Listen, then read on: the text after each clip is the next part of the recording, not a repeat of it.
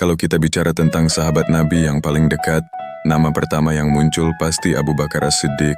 Beliau bukan hanya sahabat, tapi juga orang yang selalu ada di sisi Nabi di saat susah maupun senang. Tapi siapa sebenarnya Abu Bakar ini? Kenapa beliau dapat julukan As-Siddiq? Yuk kita bahas bareng. Nama lengkap beliau adalah Abdullah bin Abi Quhafah dari suku Quraisy Bani Taim. Jadi Abu Bakar itu bukan nama asli, tapi kunyah, semacam panggilan kehormatan. Beliau lahir sekitar 2 tahun beberapa bulan setelah Nabi Muhammad SAW lahir.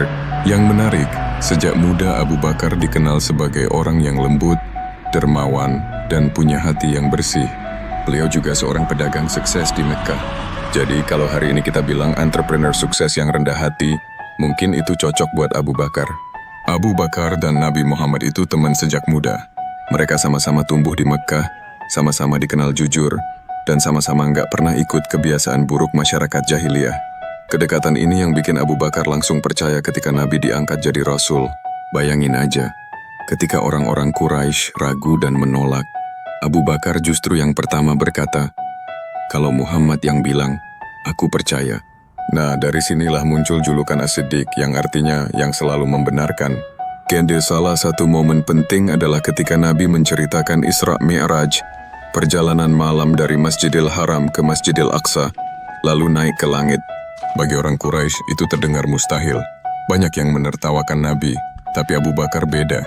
Beliau bilang, "Kalau Nabi yang cerita, aku percaya. Bahkan hal yang lebih jauh dari itu pun aku akan percaya."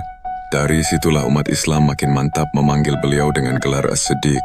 Jadi bukan sekadar panggilan, tapi bukti keimanan yang luar biasa. Selain imannya yang kuat, Abu Bakar juga terkenal dengan kelembutan hatinya. Beliau sering menginfakkan hartanya untuk membantu orang lain.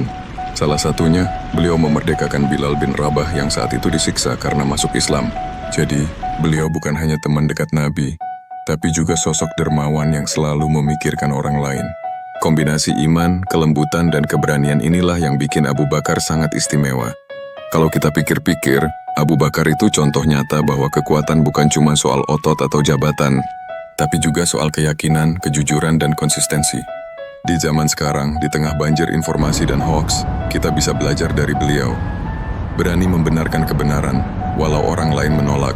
Jadi Abu Bakar As-Siddiq bukan sekadar nama besar dalam sejarah Islam. Beliau adalah sahabat sejati Nabi, orang yang pertama membenarkan, dan simbol kejujuran yang abadi. Pertanyaannya sekarang, sudahkah kita berani jadi As-Siddiq di kehidupan kita sendiri? Berani membela kebenaran walaupun sendirian?